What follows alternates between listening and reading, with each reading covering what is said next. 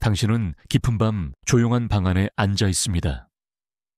주변은 온통 고요하지만 그 고요함 속에 당신의 마음은 아직도 이리저리 흔들리고 있죠. 가만히 눈을 감고 숨을 내쉬어 보세요. 당신은 지금 이 순간 부처님의 말씀을 들으며 마음을 가라앉히려 애쓰고 있습니다.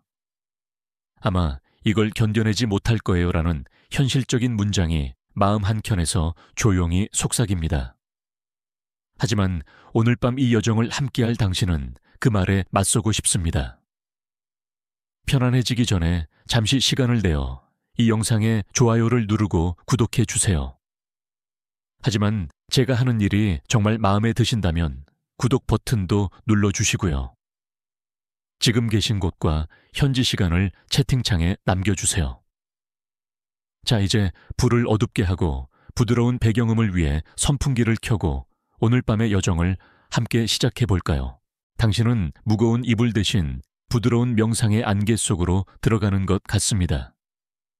천천히, 아주 천천히 숨을 들이마시고 내쉬며 몸과 마음을 조금씩 이완시키려 합니다. 부처님의 가르침은 오래전 인도 땅에서 시작되었지만 오늘 밤 당신의 이 조용한 공간에 깊게 스며들어와 당신의 혼란스러운 생각들을 하나씩 정리해 줄 준비를 하고 있습니다. 이윽고 당신의 마음속에 한 조각 빛이 드리워지며 무상과 고에 관한 이야기가 조용히 시작됩니다. 이 순간 당신은 아직 완벽하게 준비되지 않은 상태일 수도 있습니다. 아마 중간에 자기도 모르게 눈꺼풀이 무거워질 것이고 그냥 포기할까 하는 마음도 들 것입니다. 그러나 그 속삭임을 살짝 밀어내며 부처님의 말씀에 귀 기울여 봅니다. 역사가들은 여전히 논쟁을 벌이고 있습니다. 부처님이 실제로 살던 시대와 그가 전한 말씀의 정확한 내용에 대해 말이죠. 하지만 그 논쟁은 당신이 느끼는 평화와는 별개의 문제입니다. 이 밤 당신의 마음에 스며드는 진리는 그리 복잡하지 않습니다. 그저 지금 이 순간에 집중하는 것, 그리고 자신의 내면에 귀 기울이는 것. 예전부터 전해 내려오는 이야기 속에서 당신은 그 순간부터 자신만의 작은 깨달음을 시작합니다. 그리고 여기 조금 독특한 이야기가 하나 있습니다. 부처님 당시 그분의 가르침은 공식적으로 기록되지 않고 구전 카오추안으로 전해졌어요. 즉, 부처님의 말씀은 수백 년간 스님들의 암송과 토론을 통해 전달되어 왔죠. 그래서 같은 내용도 지역마다 조금씩 다르게 전해지곤 했습니다. 이 사실은 오늘날 학자들이 부처님의 원래 가르침을 복원하는데 큰 어려움을 겪는 이유 중 하나입니다. 그러니 당신이 듣는 부처님의 말씀이 꼭 정확한 것이 아닐 수도 있지만 그 의미와 마음을 느끼는 것에 집중하세요. 그것이 이 여정의 시작입니다. 당신은 지금 마치 깊은 바닷속으로 천천히 잠수하는 기분입니다. 눈앞에 펼쳐진 어둠 속에서 부처님의 말씀은 불빛처럼 당신을 이끌고 있습니다. 숨을 내쉴 때마다 마음 한켠의 잡념들이 조금씩 가라앉고 평온이 스며드는 것을 느낍니다.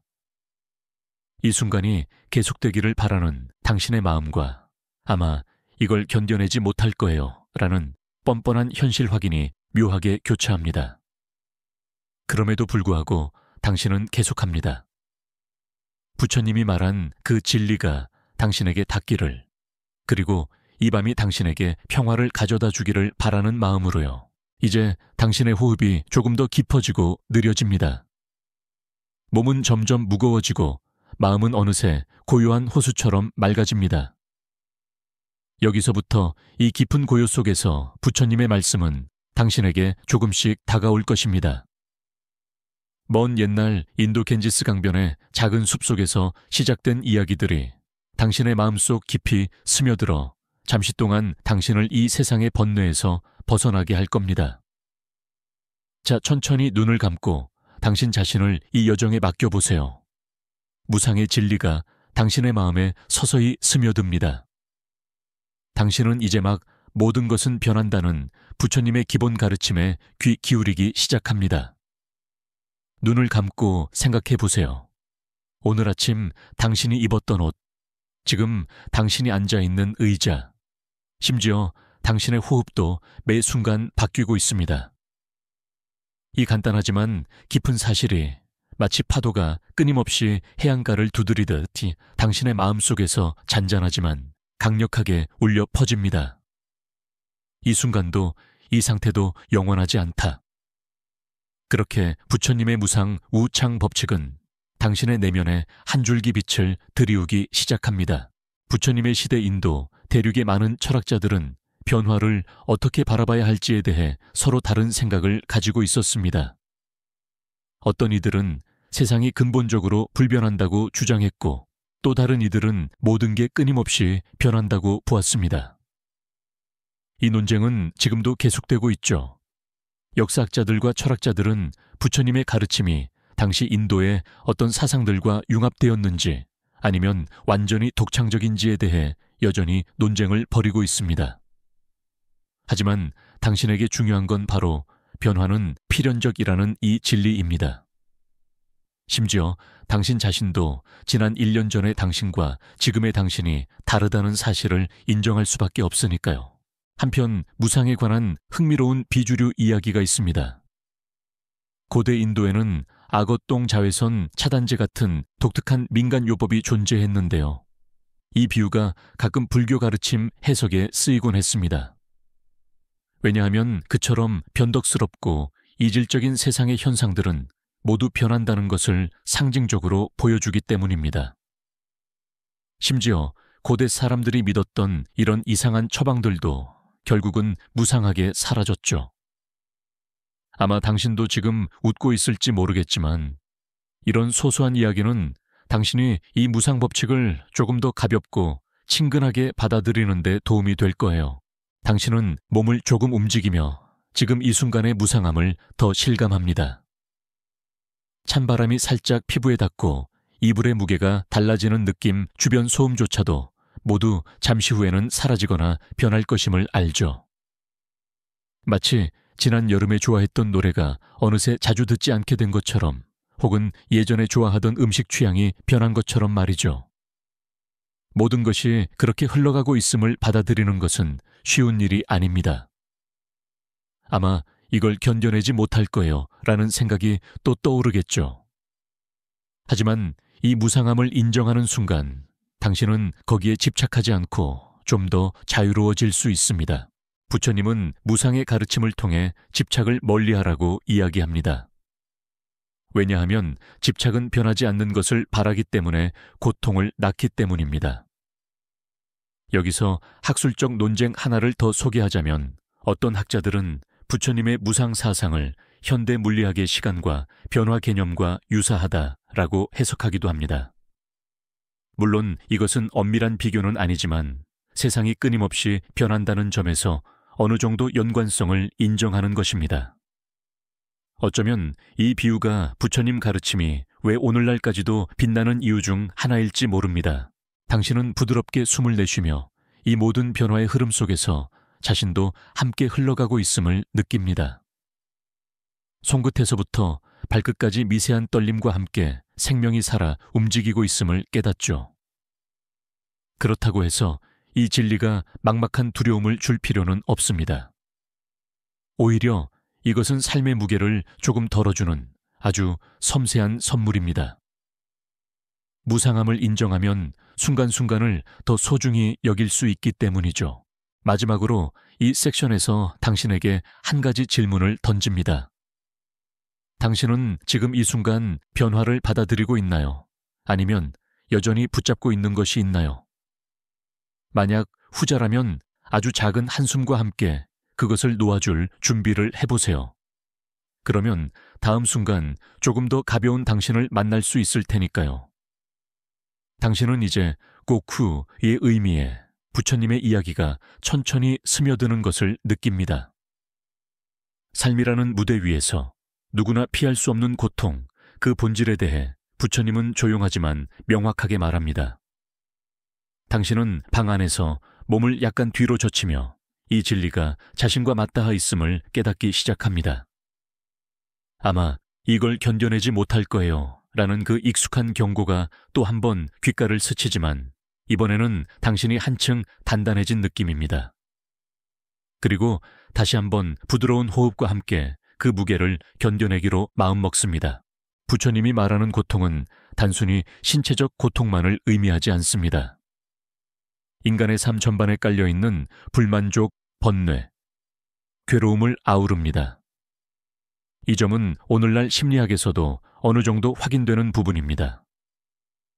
예를 들어 현대 심리학자들은 불안과 스트레스의 근본 원인을 내면의 갈등과 욕망과 현실 사이의 간극으로 보고 있죠. 그런데 부처님은 이미 500년 전 이와 비슷한 통찰을 하셨다는 사실이 놀랍습니다. 역사가들은 아직도 논쟁을 벌이고 있지만 부처님의 고통에 대한 이해가 당시 인도의 깊은 철학적 배경에서 나왔다는 점은 확실합니다. 여기서 고통에 얽힌 조금은 기묘한 이야기 하나를 소개하자면 고대 인도에서는 고통을 달래기 위해 악어 똥 자외선 차단제 같은 믿기 힘든 민간요법도 있었다는 사실입니다. 물론 현대 의학에서는 그 효과가 입증되지 않았지만 이런 이야기는 그 시대 사람들이 어떻게 고통과 싸우려 했는지를 보여줍니다. 때로는 사람들의 믿음이 얼마나 창의적이고도 엉뚱했는지 상상하면 당신도 모르게 미소가 지어질 겁니다. 고통의 본질에 대한 부처님의 설명은 단순 명료하지만 그 깊이는 헤아릴 수 없습니다. 그는 고통이 집착에서 비롯된다고 말했습니다. 당신이 사랑하는 것 혹은 미워하는 것에 집착할 때 고통이 생기는 것이죠. 이 부분에서 학술적 논쟁이 하나 더 있습니다. 일부 학자들은 부처님의 고통 개념이 서양의 원죄론과 비교될 수 있다고 봅니다. 하지만 차이점도 분명합니다. 부처님은 원죄가 아니라 욕망과 무지를 고통의 근원으로 지적했으니까요. 이 차이는 동서양의 철학적 맥락을 이해하는 데 중요합니다. 당신은 천천히 숨을 들이마시고 내쉬면서 자신의 일상을 되돌아봅니다. 혹시 무언가에 지나치게 집착하거나 완벽하지 않은 상황에 좌절한 적이 있나요? 그 순간 느꼈던 무거움과 괴로움이 지금 떠오를 겁니다. 그럼에도 불구하고 부처님의 말씀은 당신에게 말합니다. 고통은 피할 수 없는 것이지만 그것에 어떻게 반응하느냐가 중요하다고요. 이제 마음 한켠에서 떠오르는 악어 똥 자외선 차단제가 또 생각나나요? 인생의 고통 속에서 때로는 이런 기묘한 이야기들이 어쩌면 당신을 웃게 하려는 작은 선물일지도 모릅니다. 고통이 너무 무거워질 때마다 이렇게 가벼운 농담 하나로 마음을 조금 풀어보세요. 웃음은 예상치 못한 순간에 찾아오는 최고의 치료제니까요. 당신은 조금씩 몸을 풀고 고통과 집착의 무게에서 벗어나기 시작합니다. 고통이란 결국 내면의 거울 같아서 당신이 그것을 어떻게 바라보느냐에 따라 달라집니다. 부처님의 가르침처럼 고통을 인정하고 그 원인을 이해하는 것만으로도 이미 당신은 고통에 맞서는 첫걸음을 뗀 셈입니다. 그럼에도 불구하고 이 여정은 쉽지 않습니다. 아마 또 다시 이걸 견뎌내지 못할 거예요 라는 생각이 들지도 모르죠. 하지만 당신이 지금 이 순간에도 이렇게 듣고 있다는 사실 자체가 이미 대단한 용기임을 잊지 마세요. 이 고요한 밤, 당신은 고통 속에서도 빛나는 지혜를 발견할 준비가 되어 있습니다. 당신은 이제 무아우우의 깨달음에 접어듭니다. 당신의 숨결이 천천히 규칙적으로 오가며 마음은 점점 더 깊은 곳으로 내려갑니다. 나라는 존재가 고정된 실체가 아니라는 부처님의 말씀이 당신 마음에 조용히 다가옵니다. 이 순간 당신은 잠시 자신을 바라보며 나는 누구인가? 라는 질문에 깊게 잠겨봅니다. 그 질문은 단순해 보이지만 그 대답은 삶 전체를 흔들어 놓을 만큼 깊고도 무거운 물음입니다. 아마 이걸 견뎌내지 못할 거예요 라는 말이 다시 떠오르지만 당신은 지금 그 물음에 조금 더 가까이 다가가기로 합니다. 무아의 사상은 부처님 당시 인도 철학계에서도 매우 혁신적이었습니다. 당시 대부분의 종교와 철학 체계는 영혼이나 자아라는 불변의 본질을 전제로 했죠. 하지만 부처님은 그와 반대로 고정된 자아란 없다고 가르쳤습니다. 당신이 지금 느끼는 나라는 감각도 여러 요소가 모여 일시적으로 만들어진 것일 뿐 실체가 아니라는 것입니다. 이 점에 대해 역사가들과 학자들은 아직도 논쟁 중입니다. 일부는 부처님의 무아 사상을 서양의 개인주의와 대조하며 해석하려 하지만 대체로는 동양적 맥락에서 독특한 통찰로 평가받고 있죠. 조금 독특한 이야기를 해볼까요? 한 고대 불교 경전에는 악어 똥 자외선 차단제라는 표현이 간접적으로 등장한다고 전해집니다. 물론 실제로 그런 제품이 존재했다기보다는 일시적이고 허망한 것을 상징하는 우화적 표현인데요. 무아 역시 그런 맥락에서 이해할 수 있습니다. 나라는 고정된 존재에 집착하는 것은 마치 악어 똥 자외선 차단제가 피부를 완벽히 보호할 거라고 믿는 것만큼 허망한 집착이라는 비유가 되는 셈입니다. 당신이 지금 미소를 짓는다면 그건 바로 당신이 조금씩 무아의 의미를 이해하고 있다는 신호일 겁니다. 당신은 자신을 구성하는 수많은 생각과 감정 기억들이 순간순간 바뀌고 있음을 느낍니다. 어떤 순간엔 기쁨이, 또 어떤 순간엔 슬픔이 밀려오죠. 하지만 그것들이 당신의 본질이라고 생각하기 어렵다는 점을 이제 조금씩 받아들이기 시작합니다. 그리고 이 깨달음은 당신에게 놀라운 자유를 선사합니다. 왜냐하면 내가 누구인가에 대한 집착이 줄어들면 줄어들수록 당신은 자신을 옥죄는 굴레에서 벗어날 수 있기 때문입니다. 학문적으로 무아 개념은 심리학, 철학, 신경과학 등 다양한 분야와도 접점을 만듭니다. 현대 신경과학자들은 자아라는 개념이 뇌의 여러 영역이 협력해 만들어내는 일종의 환상이라는 주장을 합니다. 이 역시 부처님의 가르침과 묘하게 맞닿아 있죠. 당신은 이런 생각에 잠시 흥미를 느끼며 동시에 마음 한편에서 이 모든 게 너무 복잡하지 않나 라는 귀여운 회의도 합니다. 당신은 숨을 깊게 들이쉬고 내쉬면서 이 무아의 깨달음이 주는 편안함을 느낍니다. 내가 나라는 고정된 실체가 아니라면 집착이나 두려움에서 조금씩 자유로워질 수 있겠구나 라는 생각이 마음속에서 자라납니다. 그리고 그 순간 당신은 자신의 존재를 한층 더 넓고 깊게 느끼며 이 밤을 살아가고 있습니다. 악어 똥자외선 차단제. 기억나나요? 그 엉뚱한 비유가 다시 떠오르며 당신을 웃게 합니다. 인생의 무거운 주제도 때로는 이렇게 가볍고 유쾌한 시선으로 바라볼 수 있음을 부처님이 살짝 알려주는 것 같죠. 이제 당신은 그 가벼움과 깊이를 동시에 품은 채 무아의 진리를 천천히 마음속에 품고 있습니다. 당신은 눈을 감고 천천히 숨을 들이마십니다. 이제 영이법 유엔치파의 신비가 당신의 마음을 감싸기 시작합니다. 모든 현상이 서로 연결되어 있다는 그 부처님의 진리가 마치 복잡하게 얽힌 실타래처럼 머릿속에 천천히 펼쳐지는 모습이 느껴집니다. 아마 이걸 견뎌내지 못할 거예요 라는 그 익숙한 말이 다시 한번 속삭이지만 당신은 이제 그 연기의 흐름 속에서 한 조각 자유를 찾으려 애쓰고 있습니다. 주변의 모든 것들이 당신 자신마저도 끊임없이 서로 인연 지어져 있다는 깨달음에 조금씩 더 마음을 열어갑니다. 부처님 시대 인도 철학에는 이미 연기와 비슷한 개념이 있었습니다. 그러나 부처님은 이 개념을 체계적으로 정립하며 모든 것은 원인과 조건이 맞아 떨어져 일어난다고 명확히 말씀하셨습니다. 이 가르침은 단순히 철학적 명제가 아니라 삶의 고통에서 벗어나기 위한 열쇠였죠. 그런데 재미있게도 현대 과학자들 역시 복잡계 이론이나 생태학에서 상호 연결성에 대한 연구를 통해 비슷한 진실을 발견하고 있습니다. 학자들은 부처님의 영이법이 현대 과학과 만나는 지점에 대해 여전히 논쟁 중입니다. 그 논쟁은 때로는 철학과 과학의 경계를 넘나들며 당신에게도 신비한 느낌을 줍니다. 한 가지 특이한 이야기가 있는데요. 고대 불교 경전 중에는 악어 똥 자외선 차단제가 우화적으로 등장해 서로 관련 없는 것들이 영이법으로 연결되는 과정을 풍자하는 장면이 있다고 전해집니다. 물론 진짜 그런 제품이 있었던 것은 아니지만 이 비유는 우리 삶에서 얼핏 무관해 보이는 것들이 어떻게 깊이 연결되어 있는지를 상징적으로 보여줍니다.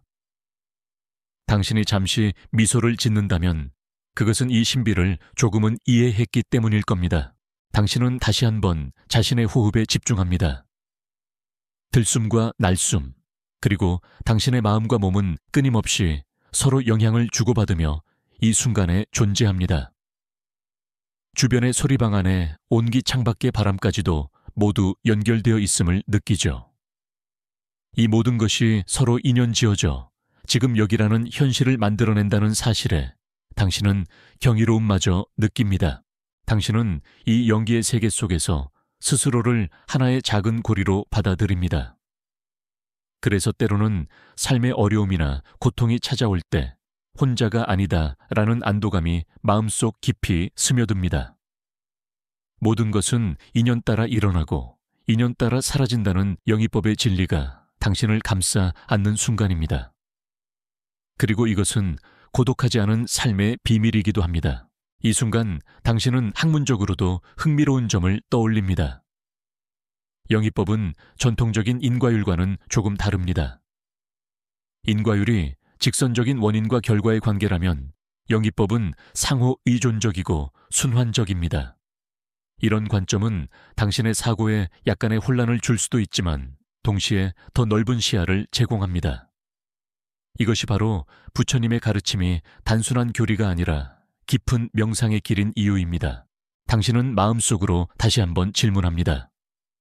내가 겪는 이 모든 경험과 감정 사건들은 어떻게 연결되어 있을까? 그리고 그 연결 고리들 속에서 당신이 어떤 역할을 하고 있는지 곰곰이 생각합니다. 이 깨달음은 당신에게 힘을 주고 다음 순간에도 흔들리지 않고 서 있을 수 있게 해줍니다. 악어 똥자외선 차단제. 기억나나요? 그 기묘한 비유는 영이법의 복잡함 속에서도 웃음을 잃지 말라는 부처님의 속삭임 같습니다. 당신은 그 농담 섞인 이야기를 마음속에 담으며 서로 연결된 이 우주 속에서 자신을 조금 더 깊게 느끼고 있습니다. 당신은 부드러운 숨결과 함께 집착과 해탈에 관한 부처님의 속삭임을 듣습니다. 마음 한구석에 여전히 아마 이걸 견뎌내지 못할 거예요 라는 소리가 들려오지만 당신은 이제 그 말에 살짝 미소를 지으며 답하려 합니다. 집착이 어떻게 당신을 옥죄고 해탈은 어떤 자유를 주는지 그 미묘한 차이를 느끼려 애쓰면서 말이죠. 당신은 몸을 천천히 움직여 자세를 편안하게 하고 그 가르침이 천천히 스며드는 것을 허락합니다. 부처님 시대에도 인간은 늘 무엇인가를 붙잡으려 했습니다. 그때도 사랑하는 것, 성공재산, 심지어 자신의 신념까지 집착이 될 수 있었죠. 당시 인도에서는 욕망을 제어하는 다양한 방법들이 있었지만 부처님은 집착 자체가 고통의 뿌리임을 명확히 했습니다. 역사가들은 아직도 논쟁을 벌이고 있는데 어떤 학자들은 부처님의 해탈 개념이 당시 인도의 브라망유적 속박에서 벗어나기 위한 혁명적 사상이라고 봅니다. 해탈이 단순한 죽음 이후의 해방이 아니라 지금 이 순간부터 시작되는 자유라는 점에서 특히 그렇습니다. 여기서 잠깐 고대 인도 사람들은 극단적인 고행이나 기이한 의식을 통해 집착을 떨쳐내려 했는데요. 가끔은 악어 똥 자외선 차단제 같은 엉뚱한 처방도 등장했습니다. 물론 부처님은 그런 무모한 시도를 비판하며 중도의 길을 제시했습니다. 이 중도의 길은 극단에 치우치지 않고 균형을 잡는 삶의 태도입니다. 당신이 이 장면에서 웃음 짓는다면 그것은 이 가르침이 얼마나 실용적이고 인간적인지 이해했다는 뜻입니다. 당신은 천천히 숨을 들이쉬고 내쉬며 집착이 마음을 어떻게 옥죄는지 되새깁니다. 과거의 후회 미래에 대한 불안 혹은 현재의 불만족. 이런 집착들이 당신의 자유를 제한한다는 사실을 받아들이는 것은 쉽지 않습니다. 하지만 부처님은 그 길에서 벗어나는 해탈을 약속합니다. 해탈은 완전한 무우의 상태가 아니라 마음이 본래 자유롭고 평온한 상태임을 깨닫는 것입니다. 학술적으로도 해탈은 불교 철학의 핵심 주제입니다. 여러 불교 전통에서 해탈의 의미와 과정에 대해 다양한 해석이 존재하는데, 이는 불교가 단일한 교리라기보다 여러 흐름과 해석을 포함하는 복합적인 전통임을 보여줍니다. 이런 논쟁은 당신의 가르침을 자신의 삶에 맞게 해석하는 데 영감을 줍니다. 당신은 이제 눈을 감고 자신의 마음속에 집착이 자리 잡은 부분을 조용히 바라봅니다. 그 집착을 억지로 떼어내려 하지 말고 그냥 관찰합니다. 악어 똥자외선 차단제 이야기처럼 때로는 집착을 너무 심각하게 다루지 않고 가볍게 웃어넘기는 것도 도움이 됩니다. 그 농담은 당신이 너무 무겁게 생각하지 않도록 부처님이 살짝 던진 장난 같은 것이니까요. 숨을 내쉴 때마다 당신은 조금씩 자유로워집니다. 마음 한켠의 무거움이 풀리고 해탈의 문이 살짝 열리는 것을 느낍니다. 이 문은 결코 멀지 않습니다.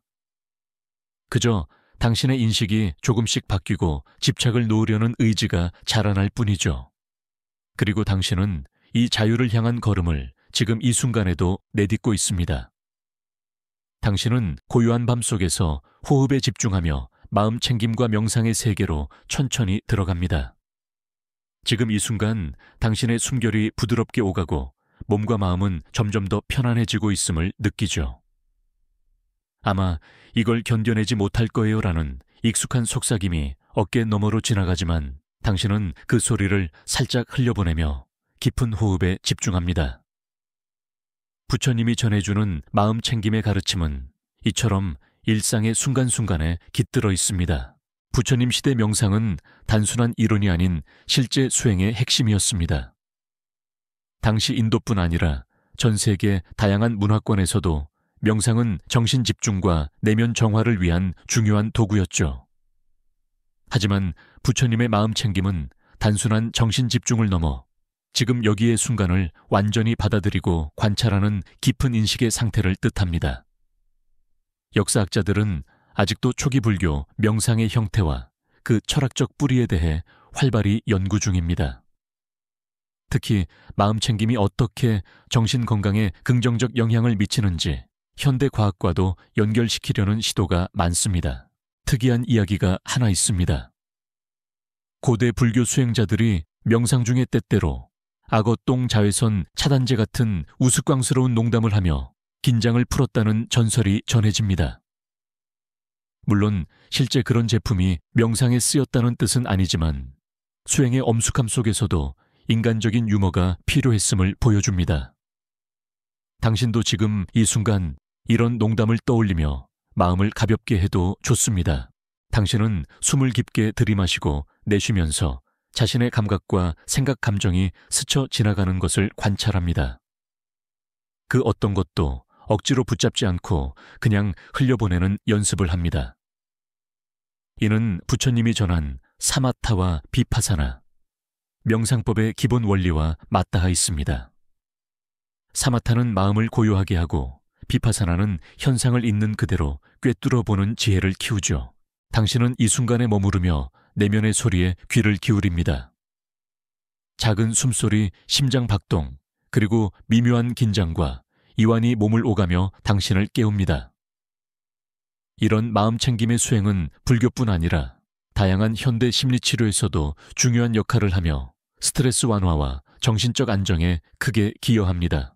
학자들 사이에서는 마음 챙김 명상이 단순한 집중력 훈련이 아니라 자기 인식과 자기 수용을 동시에 증진하는 복합적 심리 과정이라는 점에 주목합니다. 그래서 당신이 지금 하는 이 깊은 호흡과 관찰이 겉보기보다 훨씬 더 큰 변화를 가져올 수 있다는 것이죠. 당신은 또 한 번 미소를 짓습니다. 악어 똥 자외선 차단제의 웃음이 머릿속을 스치며 명상의 엄숙함 속에서도 유머와 인간미가 살아있음을 깨닫습니다. 그렇게 당신은 마음 챙김과 명상의 실천 속에서 이 고요한 밤에 자신과 조용히 대화를 나누고 있습니다. 당신은 부드러운 숨결을 따라 자비의 힘이 마음속 깊이 스며드는 것을 느낍니다. 어둠 속에서 조용히 퍼지는 그 따스한 빛처럼 부처님의 자비는 당신의 가슴 속에 잔잔히 퍼져나갑니다. 아마 이걸 견뎌내지 못할 거예요 라는 익숙한 속삭임이 이젠 조금 멀리서 들려옵니다. 그 소리를 뒤로 한 채 당신은 모든 존재에 대한 자비가 가져다주는 평화로운 감각에 몸과 마음을 맡깁니다. 부처님 시대 자비는 불교의 핵심 덕목 중 하나였습니다. 고통받는 존재들을 향한 무조건적 사랑과 연민은 그때도 지금도 변함없이 중요한 가치죠. 당시 인도 사회에서는 종종 종족이나 계급, 심지어 종교에 따라 사람들을 나누곤 했는데 부처님은 그런 경계를 넘어 모두에게 자비를 베풀라고 가르쳤습니다. 이 점에 대해 역사가들과 학자들은 아직도 다양한 해석을 내놓고 있습니다. 어떤 이는 자비가 당시 사회 변혁의 도구였다고 보고 또 다른 이는 그것이 개인 수행의 심오한 단계라고 평가합니다. 한편 특이한 이야기 하나를 들려드릴게요. 고대 불교 스님들 사이에선 악어 똥 자외선 차단제를 둘러싼 유머가 가끔 웃음꽃을 피웠다고 합니다. 물론 실제 제품은 아니지만 이런 우스꽝스러운 이야기는 자비의 실천에서 너무 엄숙하지 말라는 뜻으로도 해석되죠. 당신도 이 이야기에 미소를 지으며 자비의 마음을 가볍게 할 수 있답니다. 당신은 호흡에 맞춰 천천히 마음을 열고 자신뿐 아니라 이 세상 모든 존재에게 자비를 보내봅니다. 먼 곳에 누군가가 겪고 있을 슬픔, 고통, 외로움까지도 당신의 마음 안으로 들어옵니다. 그리고 그들에게 따뜻한 위로와 평화를 보내는 상상을 합니다. 이는 불교 명상의 자의 아이, 수행과 맞닿아 있죠.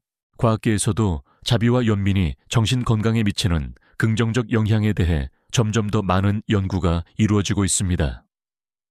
자비가 심장 박동과 호흡을 안정시키고 스트레스 호르몬을 감소시키며 대인관계를 개선한다는 사실은 당신에게 또 다른 확신을 줍니다. 학자들 사이에서는 자비가 단순한 감정 이상으로 뇌의 특정 영역을 활성화하는 실제적인 훈련 가능한 능력이라는 의견이 강합니다. 당신은 마음속으로 작은 미소를 지으며 악어 똥자외선 차단제가 떠오릅니다. 이 엉뚱한 농담은 자비를 실천할 때에도 유연함과 유머를 잃지 말라는 부처님의 살짝 장난스러운 조언 같죠. 그렇게 당신은 자비의 힘을 느끼며 이 밤을 평화롭게 채워갑니다. 당신은 조용히 눈을 감고 괴로움 속의 기쁨에 대해 부처님의 말씀을 듣습니다. 삶의 고통 가운데서도 발견할 수 있는 작고 은은한 빛과 기쁨이 당신 마음속에 차오르기 시작하죠. 그 익숙한 경고, 아마 이걸 견뎌내지 못할 거예요. 다시 한번 속삭이지만 이번에는 당신이 조금 더 부드럽게 그 말을 받아들이며 마음을 열고 있습니다. 이 빛나는 순간들은 당신이 살아있음의 증거이며 부처님은 그걸 놓치지 말라고 조용히 일러줍니다. 부처님 시대에도 사람들은 고통과 기쁨이 뗄 수 없는 두 얼굴임을 경험했습니다. 그 시절 인도에서는 인간의 감정과 삶의 진실을 탐구하는 철학적 논쟁이 활발했는데요. 고통을 인식하지 않고서는 진정한 기쁨도 이해할 수 없다는 점에서 많은 사상가들이 동의했습니다. 역사가들은 아직도 부처님이 어떻게 이 미묘한 감정의 균형을 가르쳤는지 세부적으로 논쟁하고 있지만 대체로 그의 메시지는 분명했습니다. 괴로움 속에도 빛나는 기쁨이 있다. 흥미로운 이야기를 들려드리자면 고대 불교 수행자들은 악어 똥 자외선 차단제 같은 기이한 유머를 사용해 괴로움의 순간을 넘기기도 했습니다. 물론 실제 제품은 아니지만 이런 우스꽝스러운 농담은 괴로움의 무게를 덜어내는 데 도움을 주었죠. 당신이 지금 미소 짓고 있다면 그것은 고통과 기쁨 사이에 그 미묘한 균형을 조금 이해하고 있다는 신호입니다. 당신은 다시 한번 깊게 숨을 들이마시고 내쉬며 자신이 경험한 어려움들 속에서 작게 빛났던 순간들을 떠올립니다. 첫 걸음마, 누군가의 따뜻한 말 한마디, 혹은 아침 햇살의 부드러운 감촉처럼요. 이런 경험들은 부처님이 말한 괴로움 속의 기쁨을 온몸으로 느끼게 해줍니다. 학자들은 이러한 감정의 이중성에 대해 심리학과 철학에서 다양하게 연구해 왔습니다. 고통을 직면하면서도 희망을 잃지 않는 회복 탄력성의 개념은 현대 심리학에서도 매우 중요합니다. 부처님의 가르침은 그 원형을 제시했다고도 볼 수 있죠. 이 사실은 당신에게 새로운 영감을 줍니다. 당신은 마음속으로 질문을 던집니다. 나는 고통 속에서 어떤 기쁨을 발견했는가? 그리고 그 기쁨을 더 자주 기억하려 합니다. 악어 똥자외선 차단제가 떠오르면서 당신은 잠시 웃음을 터뜨립니다. 그 농담은 인생의 무게를 너무 심각하게 받아들이지 말라는 부처님의 친근한 조언처럼 느껴집니다. 당신은 이 밤 괴로움 속에도 숨겨진 작은 기쁨들을 품으며 부드러운 평화와 함께 깊은 잠으로 천천히 걸어갑니다. 당신은 천천히 숨을 들이쉬며 욕망과 해탈의 균형에 관한 부처님의 가르침을 듣습니다. 욕망을 완전히 부정하지 않고도 어떻게 조화롭게 바라볼 수 있는지 그 지혜가 당신 마음속에 조용히 다가오죠. 아마 이걸 견뎌내지 못할 거예요라는 익숙한 경고가 또 한 번 속삭이지만 당신은 이번에도 그 말에 미소를 지으며 귀를 기울입니다. 욕망이라는 인간의 본능적 힘을 이해하고 그 힘을 어떻게 해탈의 길과 조화시키는지 함께 탐구해 나갑니다. 부처님 당시 인도 사회에서는 욕망이 인간 삶의 중요한 동력이자 문제였는데요. 너무 억제하거나 너무 방임하는 것 모두 고통을 낳는다고 여겨졌습니다. 부처님은 중도 종다오라는 개념을 통해 욕망을 완전히 부정하지도 무절제하게 따르지도 않는 균형 잡힌 길을 제시했습니다. 학자들은 여전히 이 중도 사상이 당시 인도의 극단적 수행 전통들과 어떻게 대립하고 조화를 이루었는지 논쟁 중입니다. 하지만 모두가 인정하는 것은 중도는 인간 삶의 현실적 조건을 인정하는 실용적 지혜라는 점입니다. 이와 관련해 조금은 엉뚱한 이야기를 해볼까요? 고대 인도인들은 악어 똥 자외선 차단제 같은 상상도 못할 민간 요법을 사용했는데 이처럼 기이한 시도들은 인간의 욕망이 때로는 얼마나 이상하고도 창의적인 방향으로 나타나는지를 보여줍니다. 당신도 지금 이 이야기에 웃으며 욕망을 조화롭게 다루는 것이 왜 중요한지 깨닫게 됩니다. 당신은 자신 안에 자리한 욕망의 다양한 모습을 떠올립니다. 그것은 음식에 대한 갈망일 수도 인정받고 싶은 욕망일 수도 혹은 단순히 편안함을 추구하는 마음일 수도 있죠. 중요한 것은 그 욕망을 어떻게 다루느냐입니다. 부처님은 욕망을 완전히 없애는 것이 해탈이 아니라 욕망에 휘둘리지 않고 그것을 인지하며 균형을 찾는 것이 진짜 자유라고 말했습니다. 현대 심리학에서도 욕망과 충동 조절은 중요한 연구 주제입니다. 자기 조절 능력이 개인의 정신 건강과 행복에 큰 영향을 미친다는 점에서 부처님의 중도 사상과 놀랍도록 닮아 있습니다. 이런 학술적 논쟁은 당신이 부처님 가르침을 오늘날에도 적용할 수 있음을 확신하게 만듭니다. 당신은 천천히 눈을 감고 마음속 욕망을 조용히 바라봅니다. 그것들을 억누르려 하지 않고 인정하고 때로는 가볍게 웃어 넘기는 연습을 합니다. 악어 똥자외선 차단제가 또 떠오르며 욕망을 너무 심각하게 다루지 말라는 부처님의 장난스러운 충고처럼 느껴집니다. 숨을 내쉴 때마다 당신은 욕망과 해탈 사이의 균형에 한 걸음 더 가까워집니다. 마음은 조금 더 가벼워지고 당신은 이 복잡한 균형을 조금씩 이해하며 오늘 밤을 평화롭게 이어갑니다. 당신은 깊은 숨을 들이마시며 죽음과 재탄생에 관한 부처님의 깊은 성찰에 귀를 기울입니다. 삶과 죽음이 서로 맞물려 순환하는 그 거대한 진리가 마치 조용한 강물처럼 마음속에 흐릅니다. 아마 이걸 견뎌내지 못할 거예요라는 익숙한 속삭임이 다시 들리지만 이번에는 그 소리가 당신의 마음을 두렵게 하기보다 오히려 차분히 받아들이게 만듭니다. 당신은 이 순환의 고리를 깊이 느끼며 한 걸음 더 내면으로 걸어갑니다. 부처님 시대 인도에서는 윤회 룬후이 사상이 널리 퍼져 있었습니다. 죽음은 끝이 아니며 영혼이나 의식이 새로운 생명으로 다시 태어난다는 믿음이죠. 부처님은 이런 순환의 고통을 깨뜨리는 길을 제시했는데 이는 곧 해탈과 연결됩니다. 역사학자들과 철학자들은 부처님의 윤회 개념이 당시 인도의 다양한 신앙과 어떻게 융합되었는지, 또 어떻게 독창적인 사상을 만들었는지에 대해 활발히 논쟁하고 있습니다. 하지만 당신에게 중요한 것은 이 순환을 이해하고 삶의 무게를 조금 덜어내는 데 있습니다. 여기서 특이한 이야기가 하나 있습니다. 고대 수행자들 사이에서 악어 똥자외선 차단제라는 농담은 죽음의 공포를 이겨내기 위한 가벼운 유머로 사용되었다고 전해집니다. 진지한 명상과는 반대로 때로는 이런 웃음이 긴장을 풀어주고 삶과 죽음의 무게를 조금 덜어주는 역할을 했죠. 당신이 지금 미소를 짓고 있다면 그것은 당신도 삶과 죽음 사이의 무거움을 가볍게 풀 줄 아는 지혜를 조금씩 얻고 있다는 신호입니다. 당신은 천천히 자신의 호흡을 느끼며 죽음이 삶의 자연스러운 일부임을 받아들입니다. 그리고 이 순환 속에서 당신이 할 수 있는 것은 현재를 소중히 여기고 평화를 추구하는 것임을 깨닫습니다. 이 깨달음은 당신에게 깊은 안정감을 선사합니다.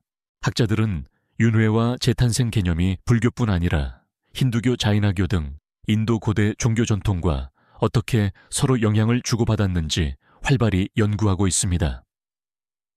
그 중에서도 부처님의 가르침이 독특한 점은 윤회의 고리를 끊는 해탈을 강조한다는 것입니다. 이런 학술적 논쟁은 당신이 부처님의 메시지를 더욱 깊이 이해하는 데 도움을 줍니다. 당신은 다시 한번 악어 똥 자외선 차단제 이야기를 떠올리며 웃음을 머금습니다. 이 엉뚱한 농담은 죽음과 재탄생의 무게를 너무 심각하게만 생각하지 말라는 부처님의 유머러스한 조언 같습니다. 그렇게 당신은 이 밤 삶과 죽음의 신비 속에서 조금 더 자유로워집니다. 당신은 조용히 숨을 들이마시고 내쉬면서 선업과 악업에 대한 부처님의 깊은 조언에 귀 기울입니다. 당신이 행하는 모든 행동이 내일의 자신을 만든다는 그 진리가 밤의 고요 속에서 마음속으로 조용히 스며듭니다.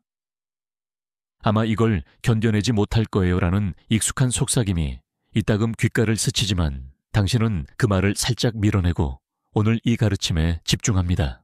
부처님 당시 인도 사회에서는 업이의 개념이 매우 중요했습니다. 선한 행위는 긍정적인 결과를, 악한 행위는 고통스러운 결과를 초래한다고 믿었죠. 이는 단순한 인과응보를 넘어서 인간의 삶과 내면의 변화까지 포함하는 포괄적인 개념입니다. 역사학자들과 철학자들은 부처님의 업사상이 당시 인도의 다양한 사상과 어떻게 차별화되었는지, 또 어떻게 후대에 영향을 미쳤는지에 대해 계속 논쟁 중입니다. 그러나 당신에게 이 가르침은 자신의 행동과 선택에 책임을 지는 중요한 깨달음으로 다가옵니다. 한편 고대 불교 수행자들 사이에선 악어 똥자외선 차단제라는 웃음 섞인 우화가 업의 복잡함을 설명하는 데 종종 활용되었다고 합니다. 물론 실제 그런 제품은 없었지만 이 우화는 우리가 무심코 저지르는 작은 행위들이 어떻게 예상치 못한 결과를 낳을 수 있는지 유머러스하게 보여줍니다. 당신도 지금 이 이야기에 미소를 지으며 자신의 일상 속 작은 선택들을 돌아보게 됩니다. 당신은 자신의 과거 행동과 그로 인한 결과들을 조용히 떠올립니다. 혹시 어떤 순간에 좋은 의도로 한 행동이 예상과 다르게 돌아온 적은 없나요? 혹은 무심코 한 행동이 누군가에게 큰 영향을 끼친 적은 부처님은 그런 모든 경험이 업의 작용임을 가르쳤습니다. 그리고 그것을 이해하는 것이 삶의 성숙으로 가는 첫걸음이라고 말합니다. 학술적으로 업의 개념은 동서양 철학 윤리학에서도 활발히 연구되고 있습니다. 특히 자기 책임과 도덕적 인과성에 관한 논의에서 불교의 업사상이 중요한 비교 대상으로 자리 잡고 있죠. 이런 논쟁은 당신이 자신의 행동과 마음가짐을 더 깊이 성찰하는 데 영감을 줍니다. 당신은 천천히 숨을 내쉬며 악어 똥 자외선 차단제 이야기를 떠올립니다. 그 엉뚱한 우화는 때로 우리의 선택이 얼마나 예측 불가능한 결과를 낳는지, 그리고 그럼에도 불구하고 웃음을 잃지 말아야 함을 상기시켜 줍니다. 그렇게 당신은 자신의 선업과 악업을 균형 있게 바라보며 내일의 자신을 위해 조용히 다짐합니다. 당신은 숨을 깊게 들이쉬며 깨달음의 길에 대한 부처님의 가르침을 마음속에 받아들입니다. 작은 깨달음들이 모여 한 걸음씩 당신을 자유로 이끈다는 진리가 밤의 정적 속에서 점차 선명해지죠. 아마 이걸 견뎌내지 못할 거예요라는 익숙한 경고가 살짝 귓가를 스치지만 당신은 그 말에 미소를 지으며 한 걸음 더 나아가기로 결심합니다. 깨달음은 먼 곳에 있는 것이 아니라 바로 지금 이 순간 당신의 내면에서 시작된다는 사실을 깨닫습니다. 부처님 시대 깨달음은 단번에 이루어지는 신비한 경지라기보다 점진적이고 꾸준한 수행의 결과로 이해되었습니다. 수많은 수행자들이 작은 통찰과 성찰을 쌓으며 길을 걸었죠. 이 점은 오늘날 심리학자들도 인정하는 바입니다. 자기 인식과 변화는 하루아침에 이루어지지 않으며 지속적인 노력이 필요하다는 것이죠. 역사학자들과 철학자들은 깨달음의 정의와 과정에 대해 여전히 활발한 논쟁을 벌이고 있지만 그 본질에 대한 공감대는 존재합니다. 한편 고대 불교 수도원에서는 악어똥 자외선 차단제 같은 우스꽝스러운 농담이 수행자들 사이에서 긴장을 풀어주는 역할을 했다고 전해집니다. 물론 진짜 제품은 아니었지만 이런 유머는 깨달음의 무거움을 가볍게 하는 소중한 순간이었죠. 당신도 이 이야기에 미소 지으며 깨달음의 길에서도 가벼움과 유연함이 필요함을 느낍니다. 당신은 자신의 작은 깨달음들을 떠올립니다. 오늘 하루 중 깨닫게 된 것들, 혹은 자주 잊어버리지만 마음 한편에 남아있는 소중한 인식들. 이런 깨달음들이 모여 당신을 조금씩 더 자유롭게 그리고 평화롭게 만들어 주었음을 인지합니다. 학문적으로도 깨달음은 불교뿐 아니라 여러 철학과 종교에서 중심 주제로 다뤄집니다. 깨달음을 경험하는 주체와 과정에 대한 다양한 해석이 존재하는데 이는 인간 존재에 대한 근본적인 질문과 맞닿아 있습니다. 이런 논쟁은 당신이 자신의 깨달음을 더 깊이 탐구하도록 자극합니다. 숨을 내쉴 때마다 당신은 깨달음의 길 위에서 한 걸음 더 내딛고 있음을 느낍니다. 그리고 악어 똥 자외선 차단제가 다시 떠오르며 그 엉뚱한 농담이 이 긴 여정 속에서도 웃음을 잃지 말라는 부처님의 친근한 속삭임임을 알게 됩니다. 그렇게 당신은 오늘 밤 깨달음과 함께 평화로운 꿈길에 들어섭니다. 당신은 천천히 숨을 들이쉬며 일상 속 부처님의 말씀에 귀를 기울입니다. 일상에서 실천할 수 있는 지혜가 조용히 당신 마음속에 스며들고 그 소박하지만 깊은 진리가 삶의 작은 순간들을 특별하게 만듭니다. 아마 이걸 견뎌내지 못할 거예요라는 익숙한 속삭임이 잠시 귓가를 스치지만 이번에는 당신이 그 소리를 부드럽게 흘려보내며 일상 속에서 부처님의 가르침을 살아내는 법을 곱씹습니다. 부처님 시대 가르침은 단순히 명상이나 수행에만 국한되지 않았습니다. 평범한 사람들도 일상 속에서 자비 연민 마음 챙김을 실천할 수 있도록 길을 열어주었죠. 당시 인도 사회의 다양한 계층과 직업을 가진 사람들이 부처님의 말씀을 통해 삶의 지혜를 얻고자 했습니다. 역사학자들과 학자들은 이 일상적 실천이 어떻게 불교의 확산과 사회적 변화를 이끌었는지에 대해 활발히 연구 중입니다. 특이한 이야기 하나를 나누자면 고대 스님들 사이에서는 악어 똥 자외선 차단제라는 엉뚱한 농담이 일상 속 긴장 완화와 인간관계 유지를 위한 소통 수단으로 쓰였다고 합니다. 물론 실제 제품이 아닌 우스갯소리지만 이런 유머가 일상의 소소한 순간들을 따뜻하게 만들었죠. 당신도 지금 그 이야기에 미소 지으며 부처님의 가르침이 결코 딱딱하지 않음을 느낍니다. 당신은 일상에서 부처님의 말씀을 어떻게 적용할지 천천히 생각합니다. 작은 인내심 타인에 대한 이해 순간순간 자신의 마음을 돌아보는 마음 챙김 등이 그것입니다. 이러한 실천들이 쌓여 당신의 하루하루가 점점 더 평화롭고 의미 있는 시간이 될 것입니다. 학술적으로도 불교의 일상 실천은 참선, 마음 챙김 명상, 자비 실천 등 다양한 형태로 연구되고 있으며 현대 심리치료와 웰빙 프로그램에도 널리 적용되고 있습니다. 이런 연구들은 당신에게 부처님의 가르침이 시대를 초월한 지혜임을 다시 한번 확신시켜 줍니다. 당신은 부드럽게 숨을 내쉬며 악어 똥 자외선 차단제의 유머를 떠올립니다. 그 엉뚱한 농담이 일상의 무게를 너무 심각하게만 받아들이지 말라는 부처님의 따뜻한 메시지처럼 느껴집니다. 그렇게 당신은 오늘 밤 일상 속 지혜와 함께 평온한 잠자리에 듭니다. 당신은 천천히 눈을 감고 부처님의 말씀을 가슴 깊이 새기며 평화로운 밤의 마무리에 들어섭니다. 모든 긴장과 걱정을 내려놓고 고요한 어둠 속에서 부드럽게 숨을 내쉽니다. 아마 이걸 견뎌내지 못할 거예요라는 익숙한 속삭임은 이제 멀리서 희미하게 들려올 뿐 당신은 이 밤의 평화와 온전한 고요 속에 완전히 잠기게 됩니다. 부처님은 오래전 인도에서 깨달음의 길을 걸으며 삶과 죽음 고통과 자유에 관한 깊은 진리를 전했습니다. 그 가르침은 시간과 공간을 넘어 지금 이 순간 당신의 마음속에서도 조용히 빛나고 있죠. 당신은 숨결 하나하나에 집중하며 그 진리가 당신 안에서 점점 더 큰 평화로 자라나는 것을 느낍니다. 이 순간 당신은 하루 동안 겪은 모든 감정과 생각을 부드럽게 흘려보내며 그 너머에 놓인 고요한 본질에 닿으려 합니다. 마치 바람에 흩날리는 낙엽처럼 당신의 모든 무거운 감정들이 자연스럽게 사라져갑니다. 그 흐름 속에서 당신은 진정한 자유와 평화를 맛봅니다. 학자들이 여전히 논쟁하는 부처님의 가르침의 깊이와 의미는 이 밤 당신에게 더 이상 부담이 아닙니다. 그 대신 그것은 부드러운 빛처럼 당신의 마음을 비추며 삶의 여정을 안내하는 등불이 됩니다. 당신은 그 빛 아래서 안전하고 평온함을 느낍니다. 그리고 당신의 마음 한켠에 떠오르는 악어 똥 자외선 차단제 이야기는 이 여정을 가볍게 웃으며 마무리할 수 있는 작은 선물입니다.